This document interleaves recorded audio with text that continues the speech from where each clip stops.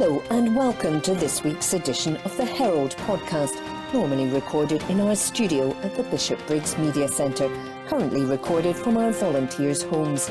To keep in touch with us, use our social media platforms, Facebook, Instagram and Twitter, which are all at Q and Review. That's CUEANDREVIEW, or get in touch via information@qandreview.com. That's information@CUEANDREVIEW.com. Please like and share our podcasts and give us any constructive feedback.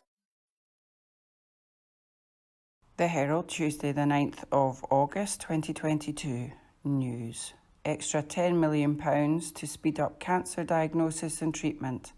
This article is by Helen McCardle. Health boards are to share £10 million to help cut cancer waiting times. The Scottish Government said the extra funding would speed up the delivery of endoscopy, radiology and chemotherapy by upskilling new staff, help to create extra clinics and boost the number of operations available.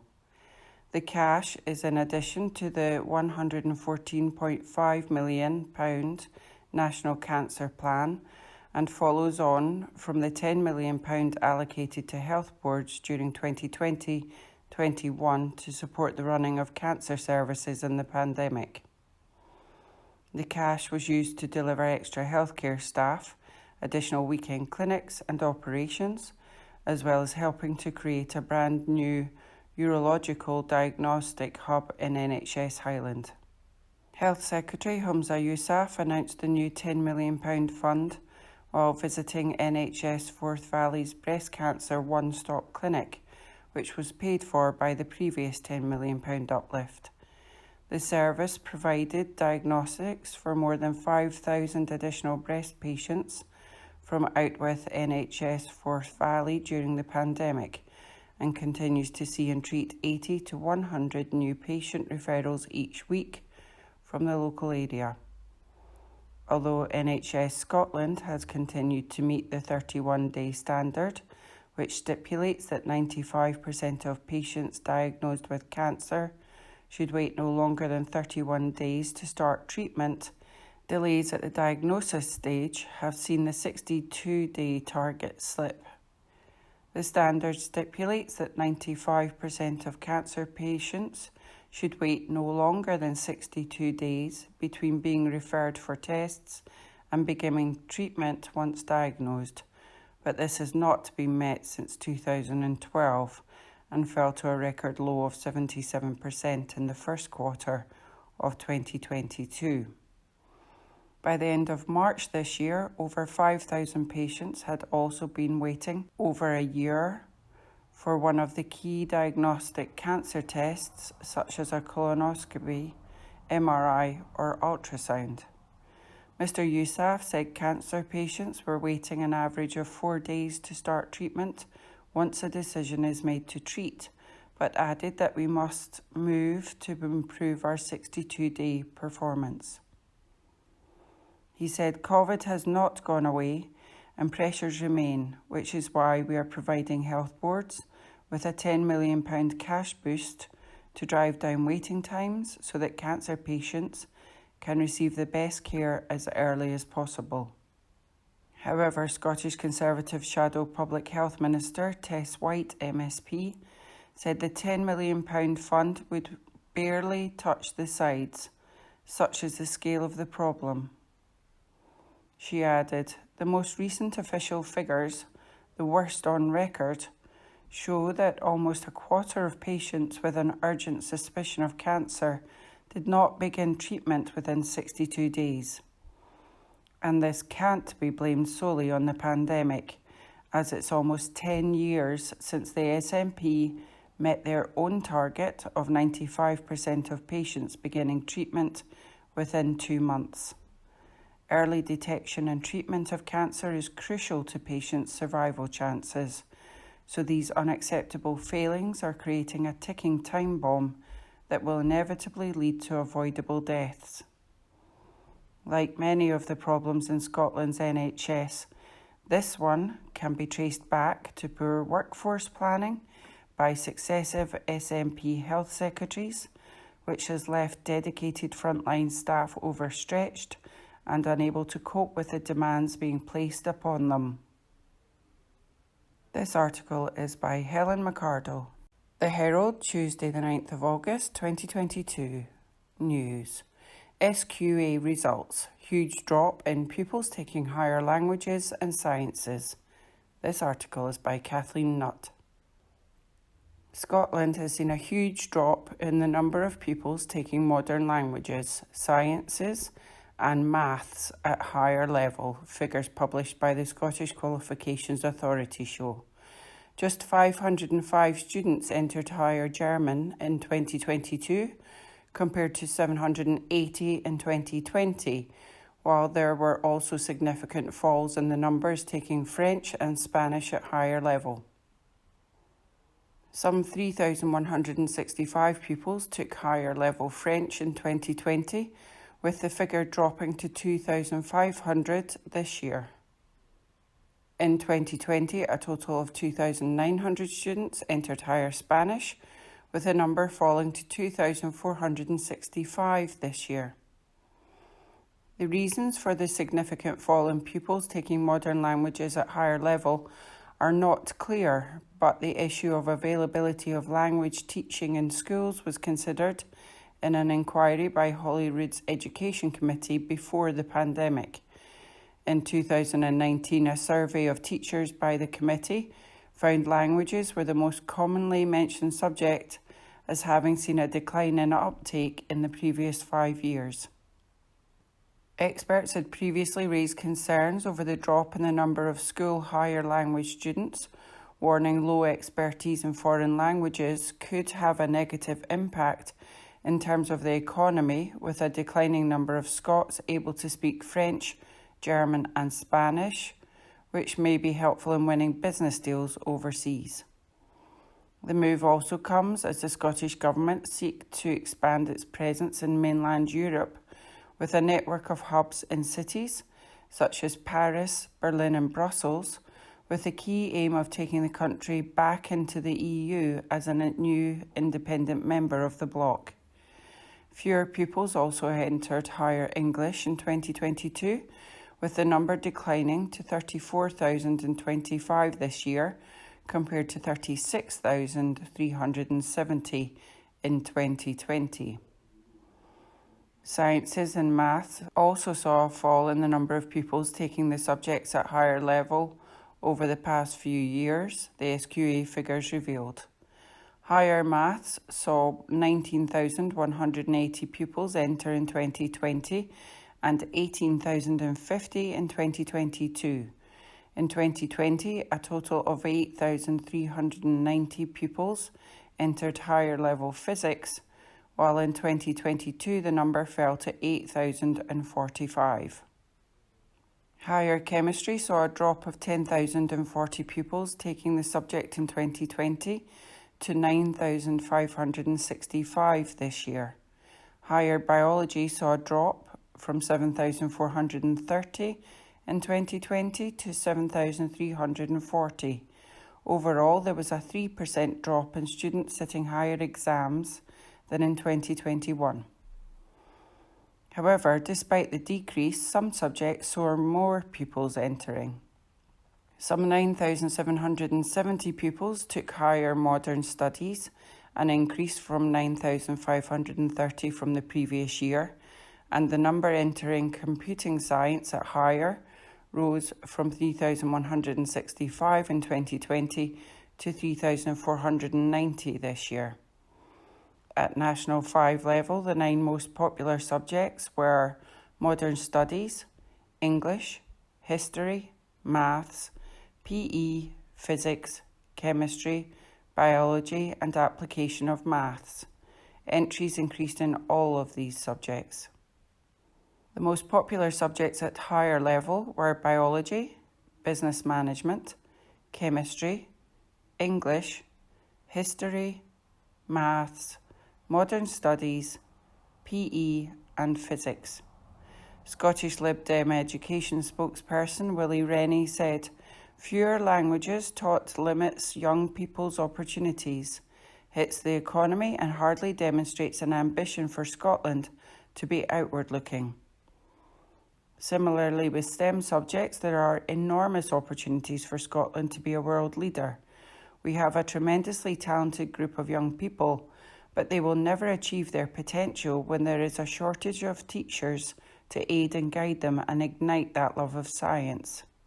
By failing to recruit enough trainee teachers in these key subjects, the Scottish Government is setting the country up for decades of failure. Scottish Liberal Democrats would give young people better access to expert teachers in STEM subjects by bringing back principal teachers for each of them and for every science. The Scottish Government have been approached for comment. As with so much in education, it is time the Scottish Government got its act together. The pace of change has been glacial. We need an action plan within a tight timescale to tackle these issues. This article is by Kathleen Nutt. From the Herald Scotland, Wednesday the 10th of August 2022. Agenda: Richard Muir. No wonder Glasgow was voted 4th best place in the world to visit.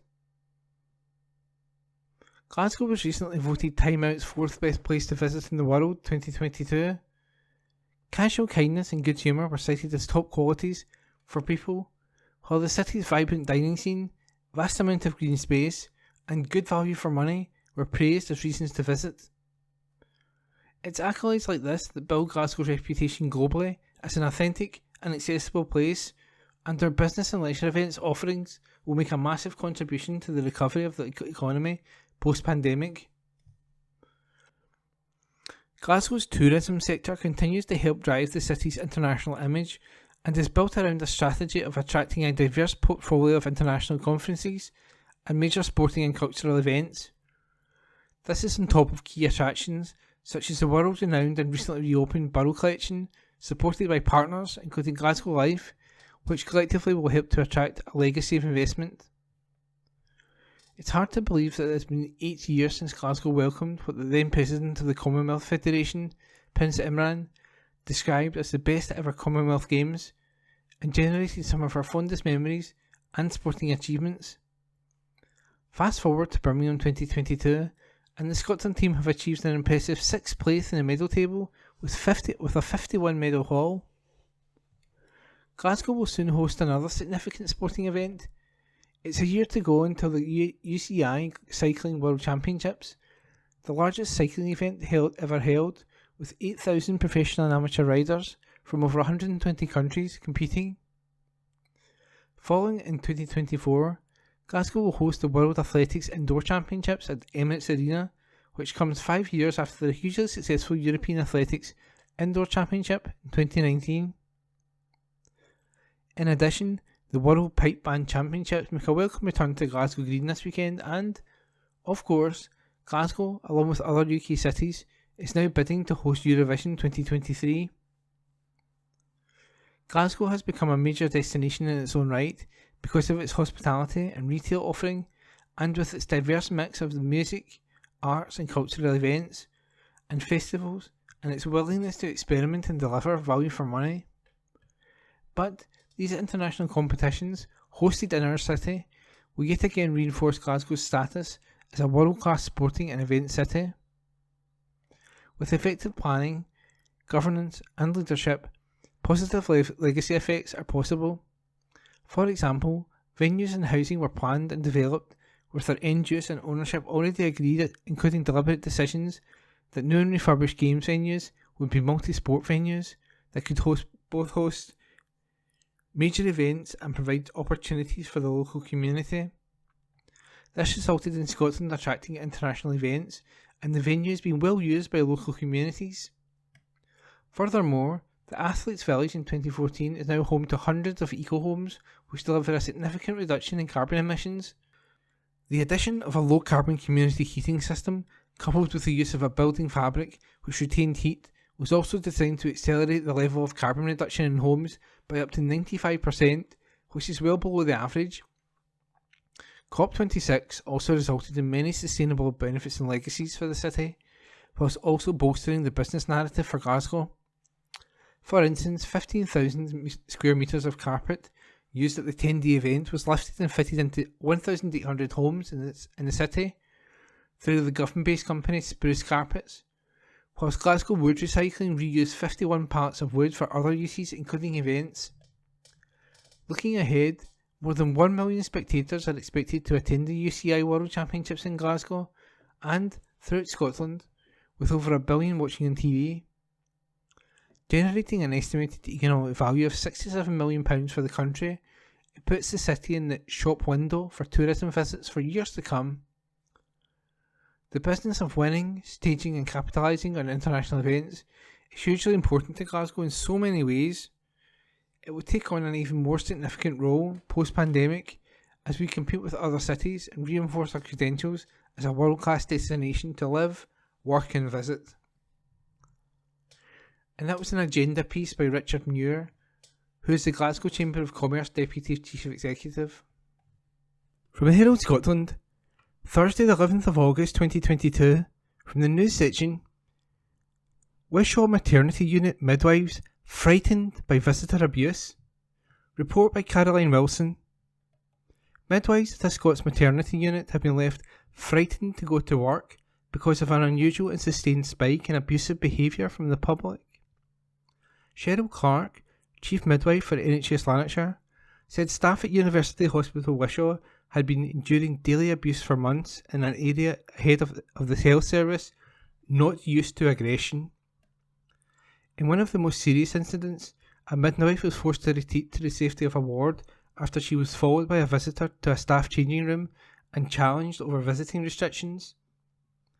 Managers had to call security to have the person removed, and the unit has now been designated a high-risk area. The midwifery leader said she had never experienced abusive behaviour from the public on this scale in her 20-year career. It has led to staff taking leave and crying on shift, she said. She believes the rise in aggression may be linked to the frustration over the continuation of some COVID infection control mitigations in hospitals, including a requirement to wear masks. An increase in abuse directed at staff in other areas of the NHS, such as A&E, have been linked to patient frustration over lengthy waits, but is very unusual in maternity care, according to the midwifery leader. Midwives are frightened, she said. That is the word they are using. I started my training in 1999 and qualified in 2002, and it's fair to say that midwifery never got this level of abuse. We would maybe get some unhappy partners, but very small complaints that were resolved very quickly. This is very, very different and unusual. It almost feels like what happens in A&E because they get it quite a lot. It's not one or two incidents, it's over a long period. She said that initially staff started to experience abuse in the ultrasound rooms where visitor numbers were restricted for COVID safety. She said, "We were getting vile abuse and actually members of the public were apologising, saying, 'I'm sorry, we witnessed that.' All because we were trying to adhere to safety." She said those incidents settled down, but the aggression was then focused on staff in postnatal wards where efforts are made to try to stagger visitors. Security was called after a midwife was threatened by a family member after she asked a group of 6 to wind up their visit. She was at the end of her shift and went to the staff changing rooms, said Ms. Clark. She was followed there, and when she came back out, they were still standing there waiting for her. So she had to go back into the ward, and security were on the scene very quickly. She said she had disclosed the incident because she felt it was important that the public understood what staff in the unit were experiencing. She said, "We've got single rooms and we have bays and in the bays it's 4 women and visitors were sneaking in 5s and 6s, and midwives were trying to manage it." The health board said the abuse had left midwives in tears on shift, with some taking sick on leave on mental health grounds. She said, "I think at the start it was, yes, we can manage this, but it was getting to the point that the anxiety of it was affecting them. Certainly they're going to their charge nurses and saying, 'I'm struggling with this.'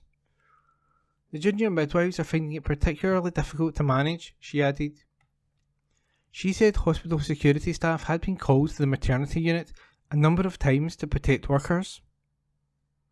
They don't stand outside the ward because it's a busy hospital, but they are now aware that we are one of the higher risk areas, she said. She said maternity wards, like other areas of the NHS, were desperate to get back to person-centred visiting, which means there are no restrictions on numbers, but this had led to wards becoming overcrowded at a time when COVID cases remain high. She said, "We want everyone to be able to come in and have access to this newborn family, so we had said that the birthing partner can come in 24/7 and the second visitor can come in 9 AM to 9 PM. But because of that, they were all coming in bursts. The unit has now implemented an appointment system where the second visitor is restricted to 2 hours per day and by appointment only, and managers hope this will lead to a reduction in aggressive incidents." She said, "The last 2 years have been difficult for society, and of course the NHS had to go into a different level of access. That's extremely difficult and we recognise that. Some of the feedback we are getting from families is that society is getting back to normal and masks are not in use and social distancing is not there, but healthcare still has policies in place. I think that this is frustrating for the public. Why should they wear a mask? Why are there limits around a bedside when everything is back to normal? I could go to a nightclub tonight and we could all be together. You could go to a supermarket, go on a plane, but we can't be all together here." She said the support from the community had been phenomenal after the health board released a video urging the public to respect maternity staff, and said there had been no recent incidents reported. She said the appointment system was not a long-term measure but was necessary in view of the severity of the attacks. Figures show there were 12,500 cases of both physical assault and verbal abuse inflicted on NHS Scotland staff last year. More than 7,000 workers suffered physical attacks, whilst a total of 5,496 reports of verbal abuse and threats were logged. NHS Greater Glasgow and Clyde was among the worst affected, with 2,479 assaults and threats recorded in the first 6 months of 2021, and also noted close to 100 attacks in the first 8 days of August. Another Freedom of Information request, this time by the British Medical Journal, BMJ, revealed that police are recording an average of 3 violent incidents at GP surgeries across the UK every day. Doctors told of angry patients breaking doors down and threatening to stab them. While attacks on hospital staff have also increased, doctors say there is a different dynamic in GP surgeries, which are smaller and do not have the same security arrangements. And that was a report by Caroline Wilson. From the Herald Scotland, Thursday the 11th of August 2022, from the news section. "It's shocked the place to the core. Highlands community reacts after attacks." By Herald Scotland Online. Armed attacks which led to the death of one man and left several others injured have shocked a Highlands community to its core, SNP MP Ian Blackford said. A 47-year-old man died following a spate of incidents on the Isle of Skye and in the Dorna area of Wester Ross on Wednesday. An attacker, armed with a gun, also injured 3 other people who are in hospital. The suspect, a 39-year-old man, has been arrested in connection with all of the incidents, which police said they believe are linked. Mr Blackford, MP for Ross, Skye and Lochaber, said he was one of the many in the community who were horrified by the attacks. Speaking in the aftermath of the incidents, he said, "For people to hear the news of today's incidents that have taken place in 3 separate occasions, I think it's really shocked the place to the core. It shocked people that this sort of thing can happen. It's a terrible, terrible day that these things have come to Skye and Lochaber. It takes some time for some of these communities to recover from this, and it's really important that we make sure all the support is there for the families." Scotland's Finance Secretary Kate Forbes described the news as one of the worst days that I can recall in the history of Skye and Lochaber. The MSP for Skye, Lochaber and Badenoch, who gave birth to a baby girl last week, said, "West Highland communities are close-knit, we are warm and welcoming, and this will shatter us to the core. It feels like our very heart has been ripped apart. I, and I'm sure many others, never thought we would see such an awful day. The first attack happened at a property in the Tarskaveg area of Skye shortly before 9 AM on Wednesday. Police found a 32-year-old woman with serious injuries, who was then taken to Queen Elizabeth University Hospital in Glasgow. About half an hour later, gunshots were reported at another property in the Tiang area of the island, about 8 miles away, where the 47-year-old man was pronounced dead when emergency services arrived. The violence then spread to the mainland, where there was another gun attack in Dorney. A man was found with serious injuries and taken to Regmore Hospital in Inverness for treatment, and a woman, whose condition is unknown, was taken to Broadford Hospital. Local resident Gordon Matheson, who lives in Tongue, said the day had been profoundly difficult for the community. Families have suffered tremendous loss today, he said. Skye Councillor John Finlayson described the news as tragic for the community. He said, "I know how close-knit and big-hearted the communities in Skye and Lochausha are, and we will come together to support each other through this devastating time. I would like to thank the emergency services for everything they have done and continue to do, and our thoughts and prayers are with all the families that have been affected by the events of today, which have hit everyone in our communities so hard." Speaking to Good Morning Scotland on Thursday, Mr Finlayson added, "I've never known tragedy like this, and there's 2 communities affected here, one in Skye and one in the mainland. I don't think anyone in Skye or Lochausha would have expected that. From what I hear, there are a huge number of ambulances, police, fire service and helicopters in the area. Everyone was really alarmed. A lot of people didn't appreciate what was happening. Now that we're more aware of the tragic circumstances, I think everyone is still in shock and it is unbelievable. It's a sad day, it's a tragic day and a very tough day for us all." Another local councillor, Drew Miller, said the firearm incidents shocked not just Skye and Lochausha but the entire Highlands. He said Highland Council has sent trained staff to support the affected families. Local Tory councillor Rory Stewart said Skye and Lochausha is a very close, resilient community which is shocked and saddened by today's incidents. "My heart breaks for the families involved in today's tragic events," he said. "My prayers are with the bereaved family and the victims who are in hospital with serious injuries. I would like to thank the emergency services and the staff of Highland who have supported the families involved." Wester Ross councillor Liz Craft said, "I am devastated and shocked at what has happened. Our communities will be heavily impacted by this and we will do all we can to support them through."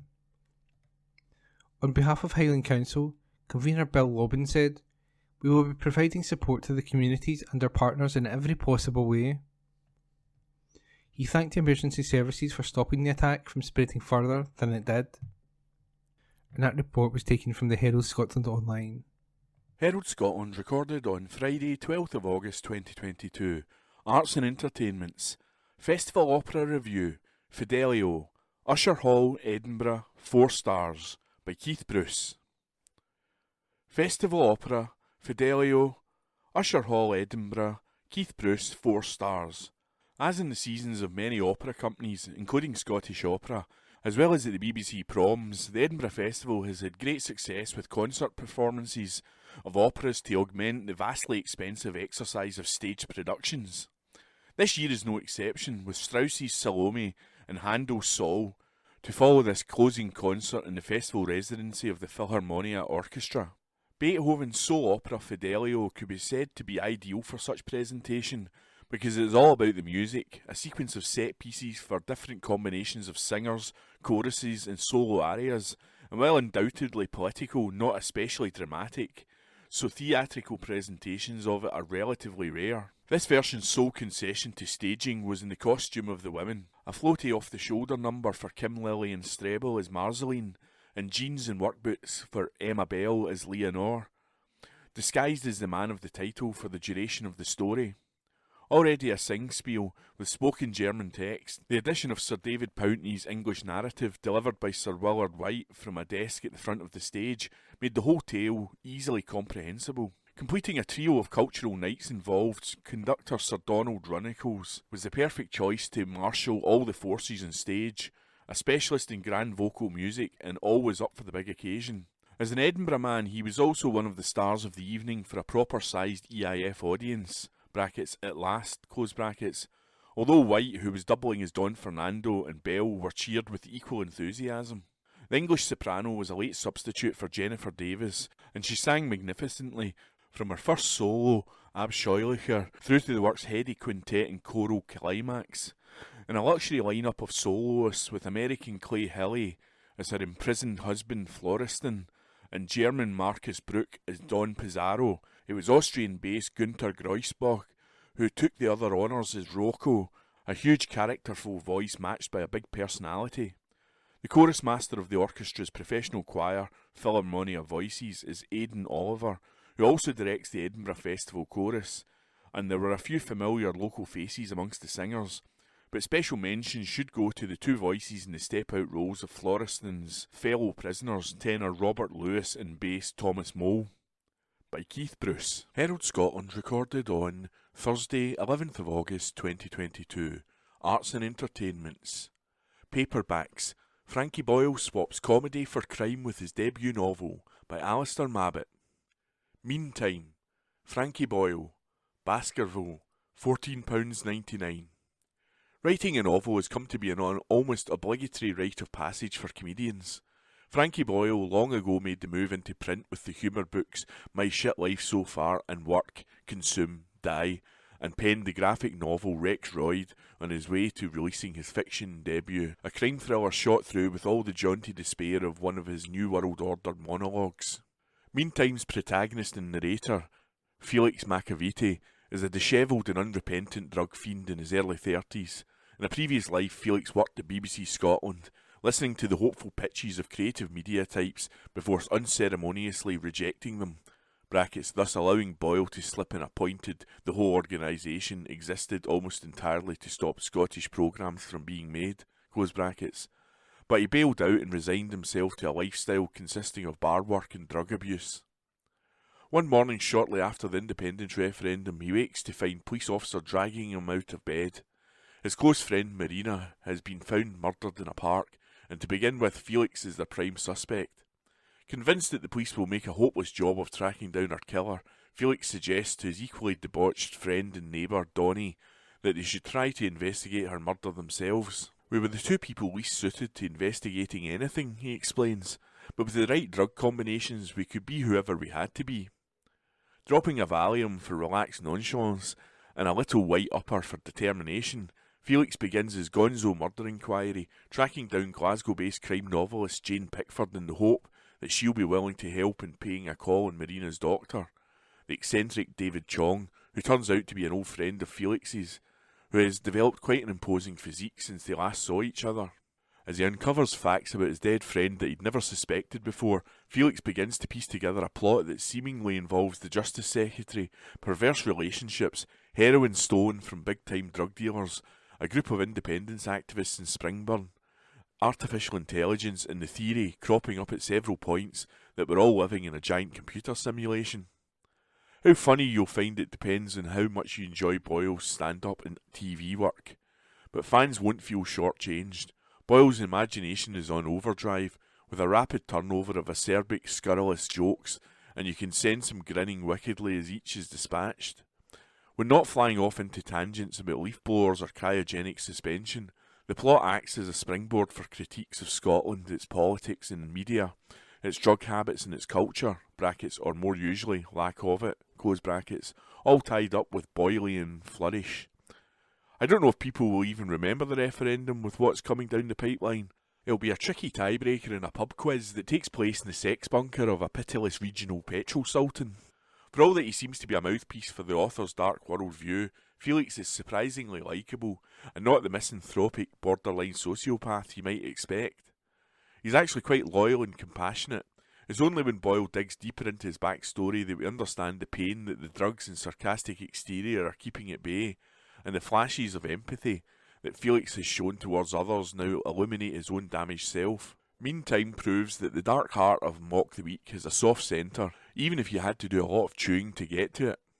By Alistair Mabbitt. The Herald, Friday the 12th of August 2022. News. This article is by Herald Scotland Online. The UK's economy shrank over the last 3 months as spending on test and trace and the COVID-19 vaccine programme subsided, figures show. Gross domestic product fell by 0.1% between April and June, the Office for National Statistics said. It is a big step down from the first quarter of the year when GDP, gross domestic product, rose 0.8%. The data may not be the start of a recession, which is defined as 2 quarters of GDP decline, but experts are predicting the UK will slip into a recession later this year. While we see increasing signs of underlying weakness in the economy, we expect a more severe downturn to take place only from towards the end of this year, said Yale Selfin, chief economist at KPMG UK. The downturn is likely to start next quarter after Ofgem hikes the price cap on energy bills in October by an estimated 84% to £3,634, according to the latest predictions. The Bank of England has predicted that the economy will shrink in the final quarter of this year and then every quarter in 2023. The most recent drop came as GDP shrank by 0.6% in June, and growth estimates for May were revised down from 0.5% to 0.4%. The ONS said the phasing out of spending on fighting COVID-19 was partly to blame for the contraction over the quarter. Health was the biggest reason the economy contracted as both the test and trace and vaccine programmes were wound down, while many retailers also had a tough quarter, said Director of Economic Statistics Darren Morgan. These were partially offset by growth in hotels, bars, hairdressers and outdoor events across the quarter, partly as a result of people celebrating the Platinum Jubilee. Chancellor of the Exchequer, Nadhim Zahawi, said our economy showed incredible resilience following the pandemic, and I am confident we can pull through these global challenges again. I know that times are tough and people will be concerned about rising prices and slowing growth, and that's why I'm determined to work with the Bank of England to get inflation under control and grow the economy. The government is providing billions of pounds of help for households with rising costs, including £1,200 for 8 million of the most vulnerable households. But on Thursday, Mr Zahawi and Prime Minister Boris Johnson refused to take any fiscal action after a meeting with bosses of the UK's biggest energy companies. Following the meeting, they reiterated the support on bills, which was announced months ago when the October price cap was predicted to reach just £2,800 in October. The latest predictions show the cap rising nearly £900 more than that in October and passing £5,000 in April. Any new support will have to be decided by the new Prime Minister, who will not be in place until early September, the government said. The cap rise is adding to inflation fears, with consumer price index inflation expected to top more than 13% in October, according to the Bank of England.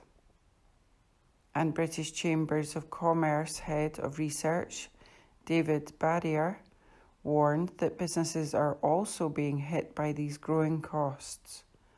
Since 2021, our research has been flagging the damaging impact of inflation.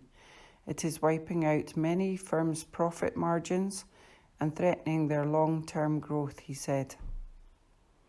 Supply constraints caused by global COVID lockdowns and conflict in Ukraine, coupled with soaring energy costs, have created a perfect storm that many small businesses are struggling to weather.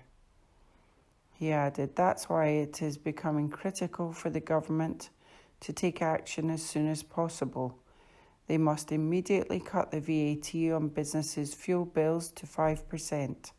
The longer the economy is left to drift towards the danger zone, the harder it will be to rectify."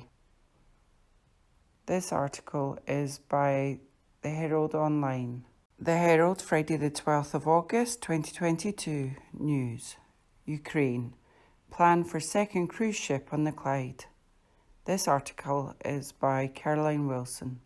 A second cruise ship berthed on the Clyde could be used to house Ukrainian refugees arriving in Scotland, prompting concern from human rights campaigners. The Scottish Government is said to be considering chartering another ship in Glasgow after being forced to halt the super sponsor scheme for 3 months amid accommodation shortages and a surge in visa applications.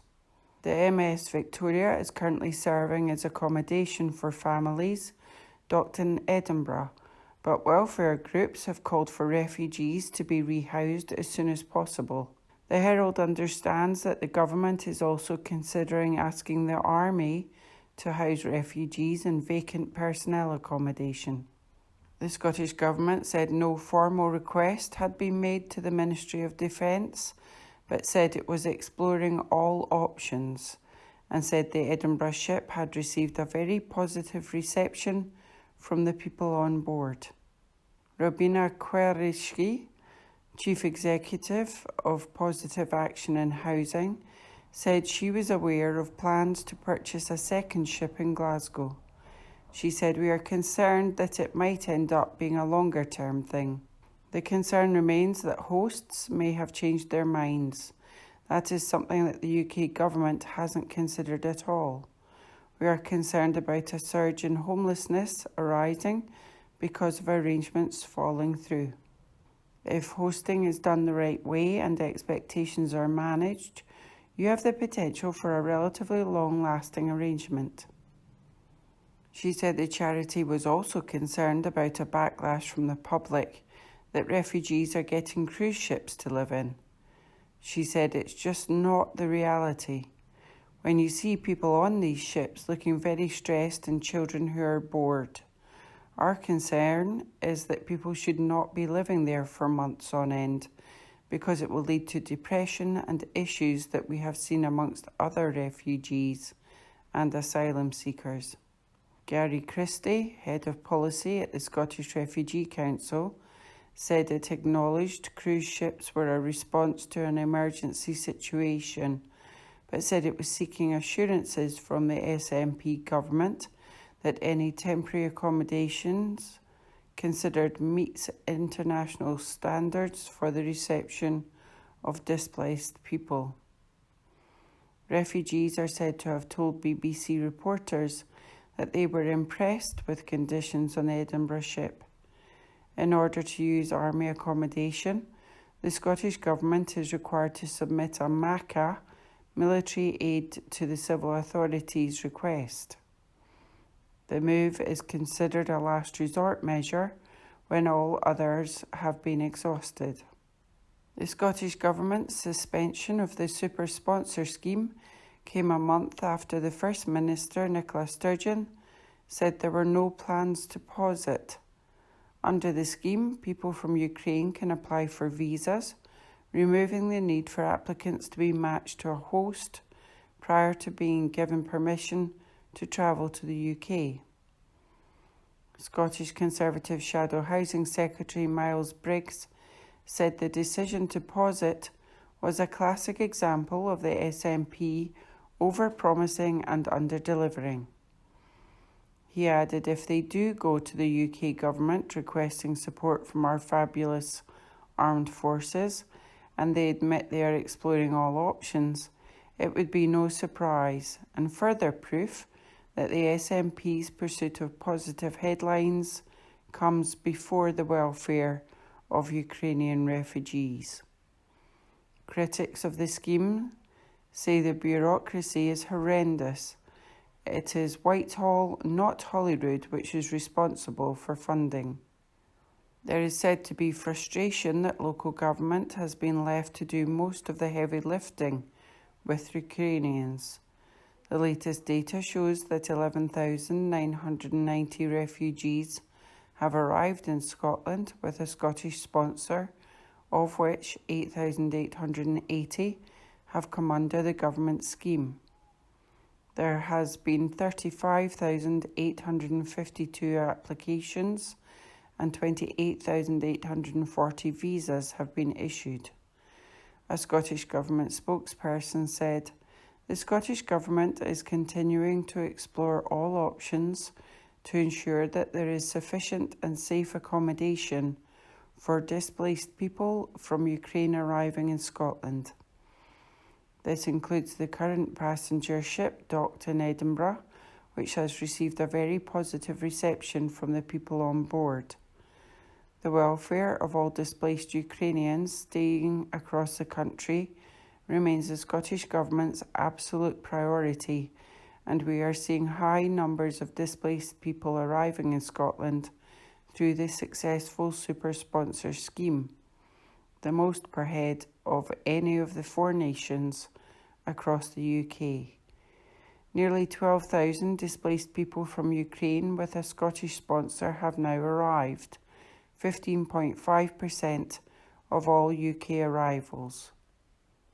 This article is by Caroline Wilson.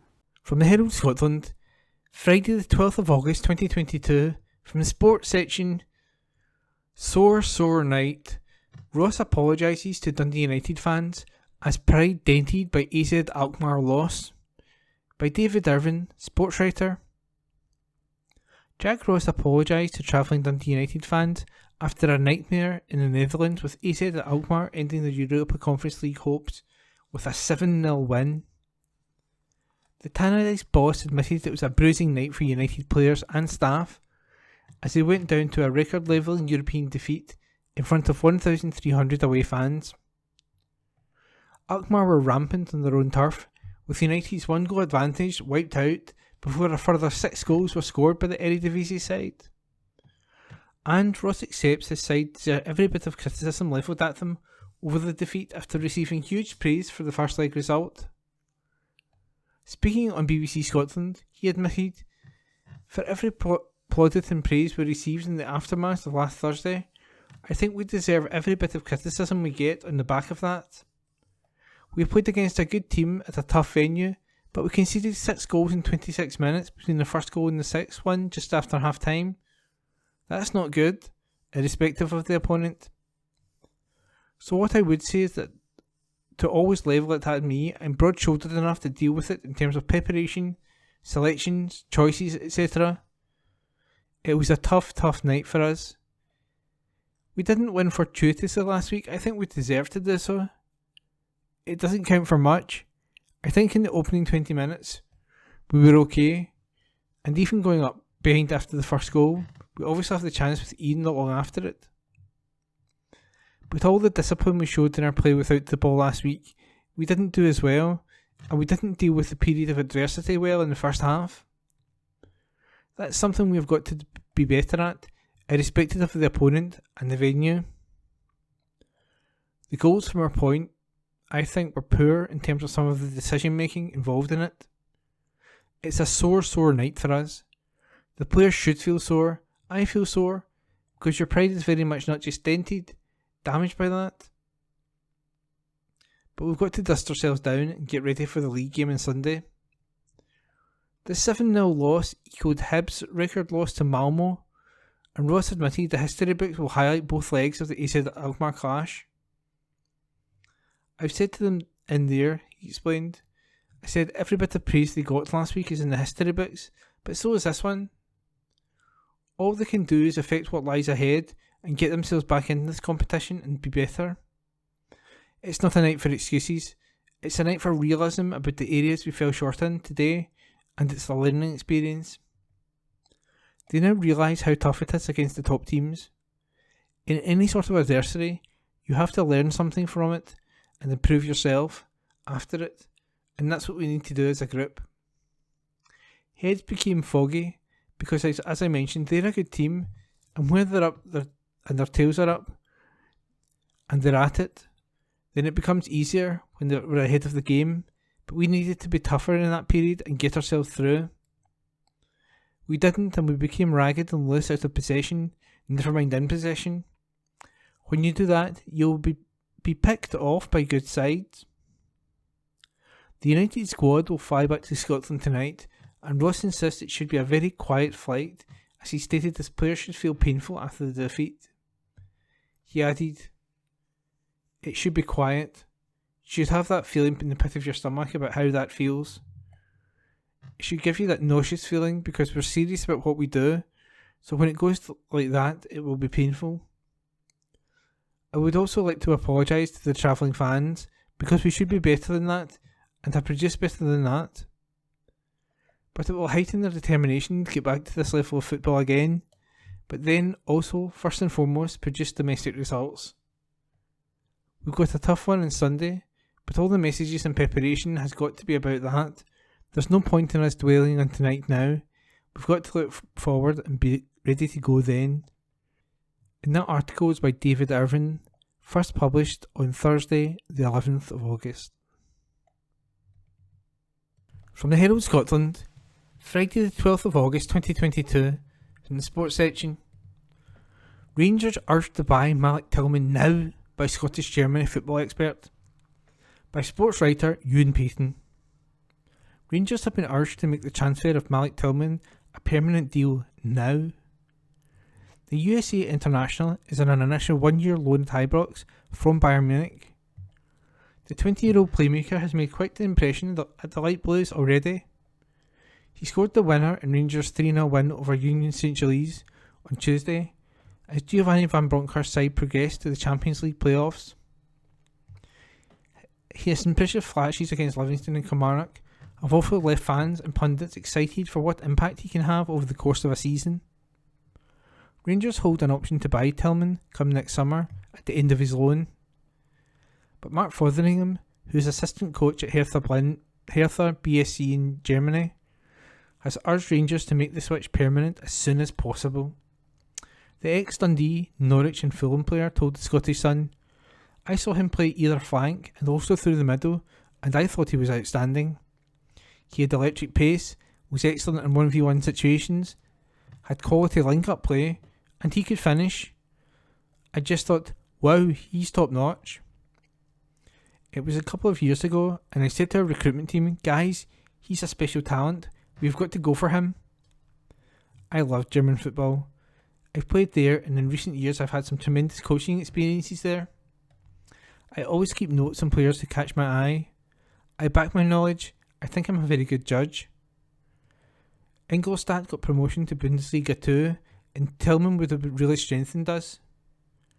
They agreed with me, but it wasn't possible for us to sign him. Now I see him making his name at Rangers, and it is not exactly a shock for me.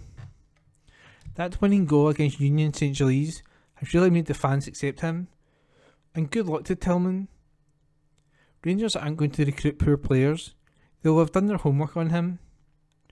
And with a Bayern Munich legend like Roy Mackay and Giovanni Van Bronckhorst's coaching staff, then they have the perfect connection to bring him in. Bayern would have been happy to help out Mackay, I'm sure, but then they would have also been reassured by the coaching ability of Van Bronckhorst to develop Tillman. Have Rangers got a purchase option on the player? If they have, then I'd be amazed if they didn't take that up. Personally, I'd do it now. And that column was by Ewan Payton. The Herald, Monday the 15th of August 2022. News. Analysis. COVID Scotland, the strange viral consequences of lockdown.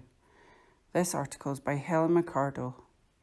When the COVID pandemic grounded planes, closed borders and plunged whole swathes of the planet into months-long lockdowns and even longer periods of social distancing, there were plenty of warnings about unintended consequences.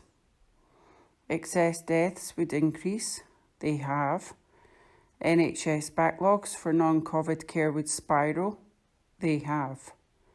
Children would experience developmental problems as a result of socialisation.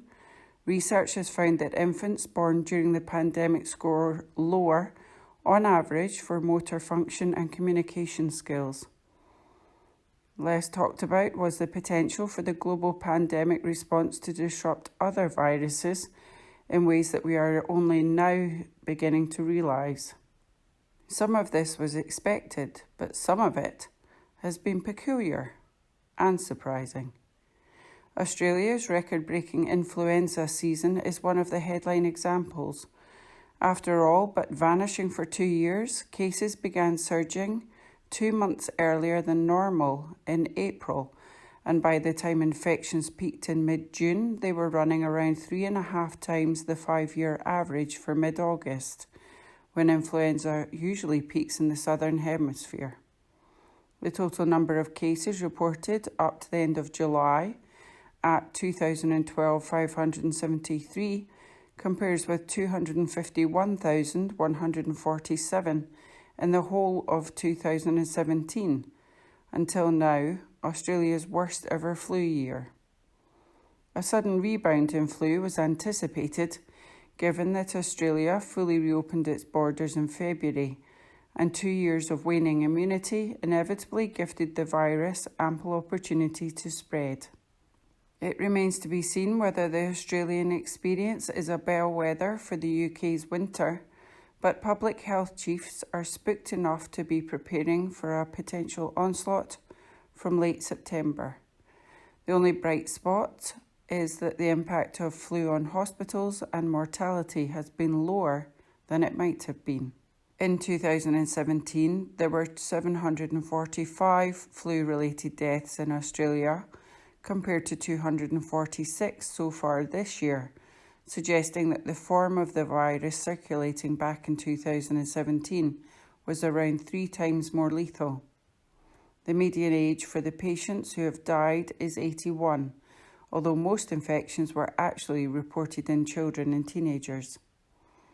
At its peak, around 400 Australians were in hospital with flu in 2017, compared to around 200 at the height of this year's flu season.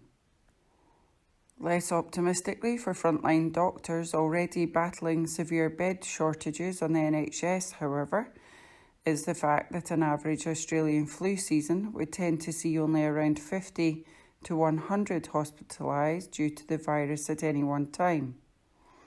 Back in the UK, scientists have also been getting to grips with some of the more anomalous viral consequences of the pandemic. On Wednesday, the UK Health Security Agency announced an emergency rollout of polio boosts to children aged 1 to 9 in London, amid concerns that a strain of vaccine-derived poliovirus, VDPV, is transmitting, so far asymptomatically, in the capital. It is not entirely unusual for surveillance to detect traces of VDPV in sewage. Typically, around 1 to 3 samples a year will test positive, but in most cases there is no evidence of spread. In the current outbreak, there is enough genetic similarity between several of the London samples and samples found in Jerusalem and New York, where a 20-year-old man has been left paralysed, to indicate that the virus has mutated away from its innocuous vaccine form into a neurovirulence type, which is transmissible and has the potential to cause paralysis or even death.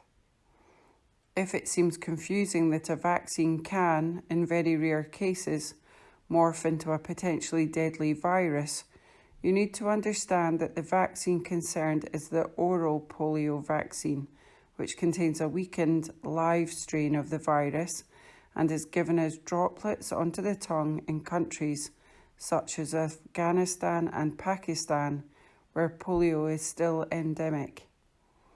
This induces immunity in the gut, where poliovirus replicates, but also means that a vaccinated individual can excrete virus in their feces, which can then spread through contact with contaminated surfaces in much the same way as the winter vomiting bug norovirus. Overseas visitors to the UK can import it in this way, usually without causing any problems. Exactly why the VDPV has become infectious this time is unclear, but one concern voiced by UK HSA scientists is that a dip in uptake for routine childhood immunisations in London during the pandemic may be one of the factors. To be fully protected, children should have had a 3-JAG primary course plus a booster, ideally before starting school. But in some of the London boroughs where the VDPV strain has been detected, most coverage is just 54%. The race is now on to build up a wall of immunity to contain it in the capital. Meanwhile, a mysterious global outbreak of paediatric hepatitis has been linked, indirectly, to COVID. Painstaking analysis, much of it by scientists in Scotland, have identified adeno-associated virus 2, AAV2, as the likeliest culprit. The sudden cluster of hepatitis cases coincided with an abnormal surge in adenovirus as COVID restrictions eased. AAV2 is a bystander virus. On its own, it can lie dormant in cells for years, but once in contact with adenovirus, becomes activated. Glasgow virologists found it in every one of the hepatitis youngsters they tested, but not at all in any of the healthy control children used for comparison. Scientists believe that the unique circumstances of the pandemic have not so much caused the outbreak as uncovered a phenomenon that was already occurring undetected. Unexplained paediatric hepatitis is not new. It's just that the pre-pandemic cases occurred sporadically in a way that wouldn't raise alarm bells or prompt public health investigations. But the sudden spike in adenovirus cases in a short period of time, just as a population, young children with little or no immunity, began socialising more, led to a clustering effect. All of a sudden, case rates per 100,000 were far above average compared to previous years, and for the first time, resources were targeted into unravelling the cause of this mystery hepatitis. It is the first time AAV2 has been pinpointed as a potential cause of disease, although work is ongoing to confirm the hypothesis and understand better the mechanisms. Even a 20% spike in type 1 diabetes diagnoses among children under 14 during the pandemic, which largely predated COVID infections in this age group, has been linked by scientists to reduced exposure to other viruses believed to have a protective effect against the onset of the disease. The hypothesis ties in with evidence that new cases of type 1 diabetes peak annually in February and September, in line with theories that seasonal viruses can trigger the disease by damaging the cells which produce insulin. Studies of gut microbes suggest a yin and yang interplay, where some viruses appear to defend against type 1 diabetes, while others increase the risk.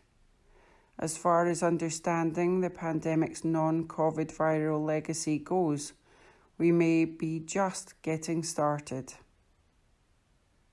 This article is by Helen McCardle. From the Herald Scotland, Monday the 15th of August 2022, from the sports section. Ange Postecoglou predicts pretty hectic end to summer transfer window as Celtic still active. By David Irvin. Ange Postecoglou has insisted Celtic are still active in the transfer market as he predicted a pretty hectic final few weeks of the window.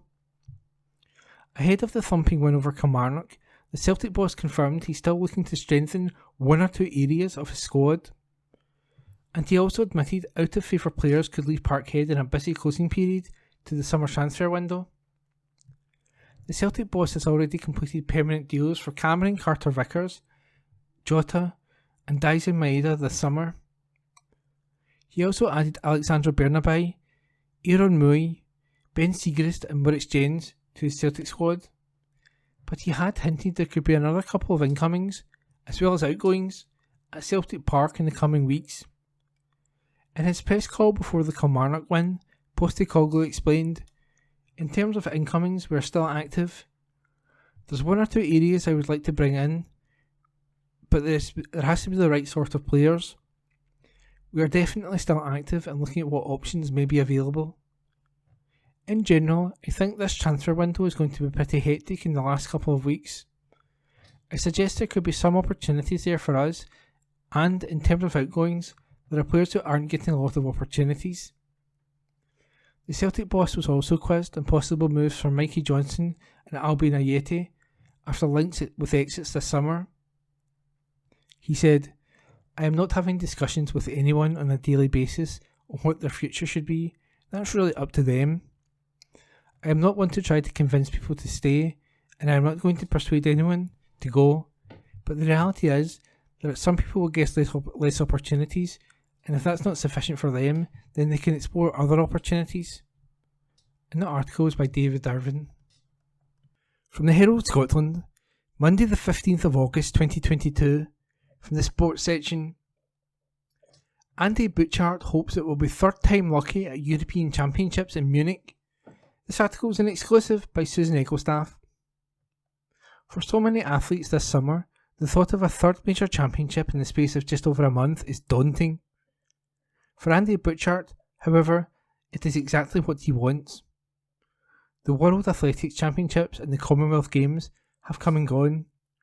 Now, the one remaining chance for Butchart to get his hands on a much coveted medal this season is at this week's European Championships in Munich. While it may be difficult, the 30-year-old believes that instead of fatigue setting in, he's building towards his best performance. "This year has been hard, but I'm in good shape going into these Europeans," says Butchart.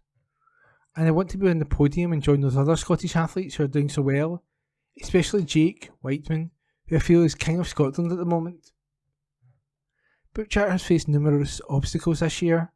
Firstly, injury severely disrupted his pre-season training before suffering a bout of COVID just weeks before the World Championships. He failed to progress through the 5,000 metre heats at the World Championship before finishing 7th in the 10,000 metres final at the Commonwealth Games, but he hopes this week will be the pinnacle of his season. "It's been a tough time, but professional sport isn't easy for anybody. Everyone has struggles, and so it's about how you deal with it," Butchart says. "I believe this was going to be a big year in terms of hopefully winning a medal, but the injury hindered me in that I've not been able to build the base I'd have ideally wanted to. Each week makes such a difference though, and I'm still in an upward trajectory, so hopefully that continues into the Europeans. I'm fit. I showed that in the 10k at Birmingham. I'm never completely satisfied, but if I look at the bigger picture, it was my first Commonwealth Games and I ran well, despite having had an injury and COVID the week before. I expect an unbelievable result when really, everything is pointing towards that not happening. But there's no point being there if you think you're going to lose." Butchart has an added incentive to do well in Munich. He's a 3-time British champion at 5,000 metres, but this could well be his last big race at the distance. The Stirling man has already dipped his toe into the 10,000 metres, and the longer distances is the direction in which his career is moving. "There was actually a bit of a mix-up with the Europeans. I wanted to do the 10k, but it's worked out I'm doing the 5k, he said. Knowing this could well be my last 5k at championships definitely makes me want to do something in this race. I'll be moving up, and whether it's moving on from the track or the road, or what, I'm not quite sure yet. I'd probably be a bit more confident running the 10k at the Europeans, but that doesn't at all mean that I'm not confident going into the 5k. My training has been more geared towards the longer distances, so I'm stronger than I have been, but not as fast. But I'm in good shape, and I've tweaked my training to suit the shorter distance, so I'm feeling good." Butchart has been well supported by partner and fellow runner Lindsay Sharp, as well as their baby Max. And it is through Sharp that Butchart became friends with former Rangers captain Richard Gough, who has become something of a father figure to him.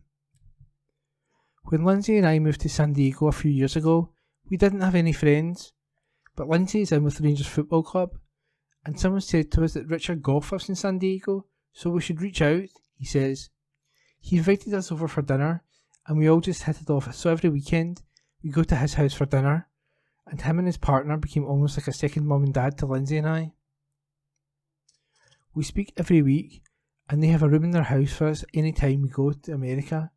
He's really like family now. He's the pinnacle of an athlete in a lot of ways, and he's very black and white. If you're not in good shape, he would tell you to go and sort it out, but then if you're unwell, he's the first person to text. He's a lovely guy, and just a really good person to be around. And that article was an exclusive by Susan Eaglestaff. From the Herald Scotland, Monday the 15th of August 2022. From the Voices section, Alison Rowett, Sturgeon & Co. Enough attention seeking at the fringe, get back to the day job. By senior politics and features writer Alison Rowett. Politics begins a return to normal today when Sir Keir Starmer reveals how Labour would tackle the energy bill crisis. Spoiler, freeze the cap at current level £1,971. You might wonder why it's taking so long to announce the policy. Well, Sir Keir has been on holiday. Then he had a VIG, very important gig, at the Edinburgh Fringe. Every politician who is anyone has been hanging out in Edinburgh. Keir Starmer, Nicola Sturgeon, Anas Sarwar, Ruth Davidson, Angela Rayner, Jeremy Corbyn, Jess Phillips, just a few of those lining up to show the wittier side of themselves. What used to be a handful of aspiring performers has become a stampede. Some may see this as a sign of a healthy democracy at ease with itself. For others, it is a case of attention seeking, to use a phrase of the moment, going too far. You won't find the media complaining about the stories generated, including Liz Truss asking Scotland's First Minister how to get into Vogue, what Scottish Labour leader Anas Sarwar thinks Boris Johnson should do next, expletive deleted off and do something else. Angela Rayner's attitude to Indiref 2, wouldn't touch it with a barge pole, and Sir Keir's nickname for Boris Johnson, the Bull, expletive deleted. Nicola Sturgeon enjoyed her appearance so much, she was back for seconds on Saturday, this time with Times Radio. She took swipes at Boris Johnson, a disgrace to the office, and Liz Truss, again, for calling the FM an attention seeker. A bit silly, said Miss Sturgeon. She also met Basil Brush, who tweeted a picture with the caption, "Two small feisty gingers together. Boom, boom." The politics events have been well attended. One audience member at a recording of the For the Many podcast with Ian Dale and Jackie Smith said the queue was like something out of a comic book convention. So such events are popular, tick, and relatively newsworthy, tick. For politicians, the audience with format is just another way of communicating with the public. And anyway, what is the harm in showing a lighter side of politics, particularly after the last few years? Fair enough, but there is another side. There is the risk of politicians becoming too relaxed and saying something they shouldn't. Swearing might fit the mood of the room on a sweaty afternoon in Edinburgh, but in cold, hard print the next day, it looks childish in OTT. There's a line, besides, between being amusing and appearing flippant. Some politicians, when you see them in action in Edinburgh, clearly think they're natural born stand-ups when, as any professional comic will tell you, it takes years of slog to make something so difficult look easy. If you're wooden at the dispatch box, you're not going to appear any more relaxed on a stage. See Keir Starmer.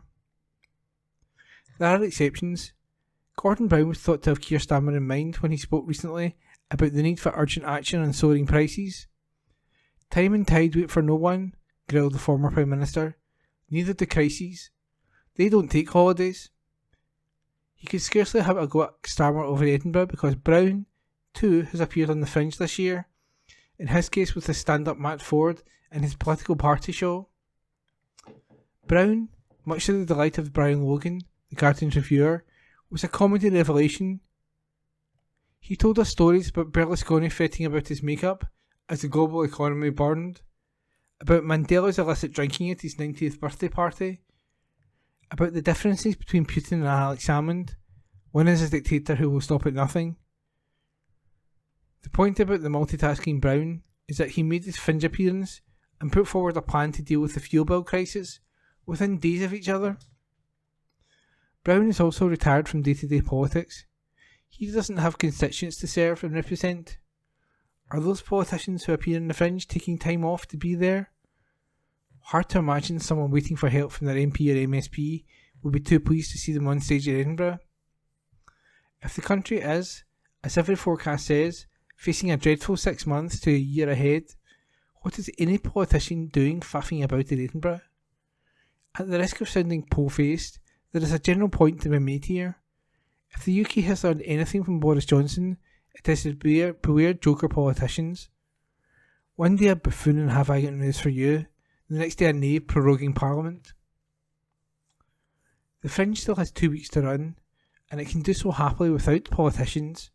Back to the day job, everybody. And that article is by Alison Rowett. From the Herald Scotland, Monday the 15th of August 2022, from the Voices section. E. McWhirter, has the energy crisis finally convinced Scots to go it alone? By columnist E. McWhirter, article first published on the 14th of August. It's coming yet for all that. Hopes are rising amongst nationalists that the cost of living crisis could be the last gasp for the Union. Scotland is a cold country, and energy costs are of acute interest to Scottish voters, not least because Scotland is an energy-rich nation sitting in an ocean of hydrocarbons and renewables. Yet bills of £4,000, £5,000, pick a number and double it, are about to plunge more than half the working population into fuel poverty, according to Scottish Power. A humanitarian disaster is what Energy Action Scotland calls it. OK, there is never not a crisis in the view of campaign groups like EAS, but this time their alarmism is justified. The consequences, not just for those in benefits, but for the vast majority of working families in Scotland, are so extreme that no one has yet taken it seriously. Surely something will be done. Yet the only people who can sort this crisis out, the UK government, are fiddling while Scotland prepares to freeze. No one is in charge while elderly Conservative Party members choose their next Prime Minister. After Boris Johnson, a politician loathed by Scottish voters, his likely replacement looks to be even worse. Indeed, if Liz Truss were trying to deliver Scotland to the independence cause, she could hardly do better. Dismissing Nicola Sturgeon as an attention seeker was normal political knockabout, but her ruminations on the energy crisis and her attention to address hardship through tax cuts rather than handouts is almost guaranteed to revive bitter memories of Margaret Thatcher. Her headstrong, free market policies destroyed the Conservative Party in Scotland. Her successors could destroy the UK. It's not as if Labour is offering much alternative. Sir Keir Starmer is missing in action, on holiday, having said nothing of significance about the crisis and how to tackle it. Gordon Brown has had to step into the breach and call for the freezing of the energy price cap, tax rises and nationalisation of energy suppliers who cannot or will not keep prices affordable. Brown's scheme seems modelled on the 2008 financial crisis, after which he received widespread acclaim for organising a G20 financial stimulus and for nationalising delinquent UK banks like Royal Bank of Scotland. There has been no response from Mr Starmer, possibly because Brown's remark that time and tide wait for no one is seen as an oblique dig at the current Labour leader's idleness. As for Mr Starmer's deputy, Angela Rayner, at the Edinburgh Festival, she appeared to have nothing much to say about the crisis either, preferring to scold Scots for not voting Labour and condemning the UK to perpetual Tory rule. The irony of saying that in Scotland obviously escaped her. So, there's what can only be described as a crisis of leadership in UK politics on the eve of what promises to be a winter, not just of discontent, but cold fury. People are taking matters into their own hands. Non-payment campaigns are proliferating. Commentators like the ubiquitous Martin Lewis of Money Supermarket are warning of civil unrest on the scale of the poll tax riots in the early 1990s. There will be demonstrations outside power companies, enough is enough marches, and civil disobedience. In times of trouble, people are prepared to look for radical solutions. Perhaps this will finally convince Scottish voters that the UK is sinking fast and that it's time to take to the lifeboats. Look at comparable nations like Norway with its massive oil well safety tucked away in its sovereign wealth fund. Norway is now paying 80% of the excess cost of energy bills for its citizens. Scotland has prodigious resources of oil and gas, and yet is powerless to do anything. Indeed, the latest conspiracy theory has it that England is already seizing Scottish renewable energy. It is claimed that 40% of the energy from the immense Berwick Bank wind farm, when it's completed later this decade, will be funneled direct to Blyth, England. It's Scotland's oil all over again. This is clearly fertile ground for an independence campaign, but it would require a leader who is capable of making Scots look beyond the immediate problems of disengagement from the UK, pensions, deficits, currency, borders, and see the sunny uplands as a Nordic powerhouse like Denmark or Norway.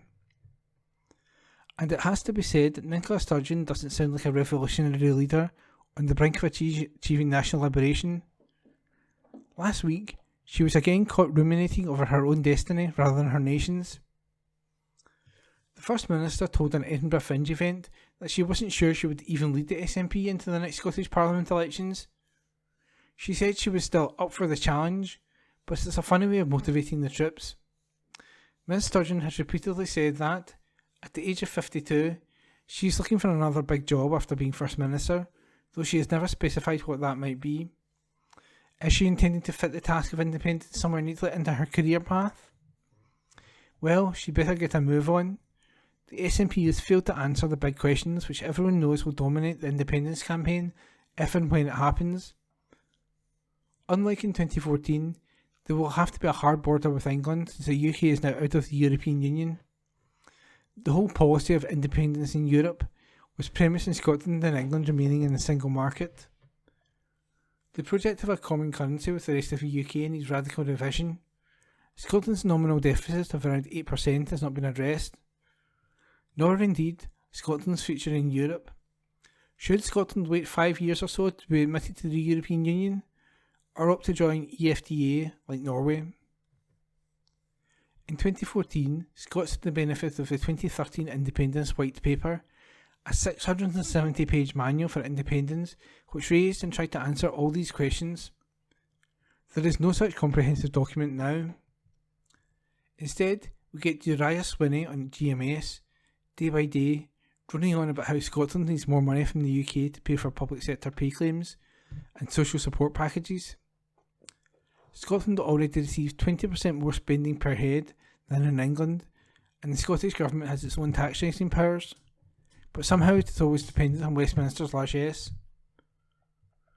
This is not the way to inspire a nation to stand on its own 2 feet. Where is the vision, the self-confidence? Where is the campaign?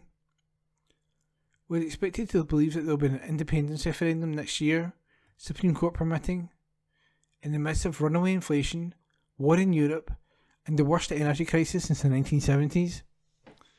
It strains the credulity of all but the most committed Sturgeon fans to think she means it. The Scottish Government seems to hope that a wave of revulsion at the conduct of the next Tory leader, plus a vacuum in the UK opposition, will automatically convert Scots to the cause of independence. It won't. Independence is a revolutionary project and needs revolutionary leadership. History doesn't just happen, it has to be made.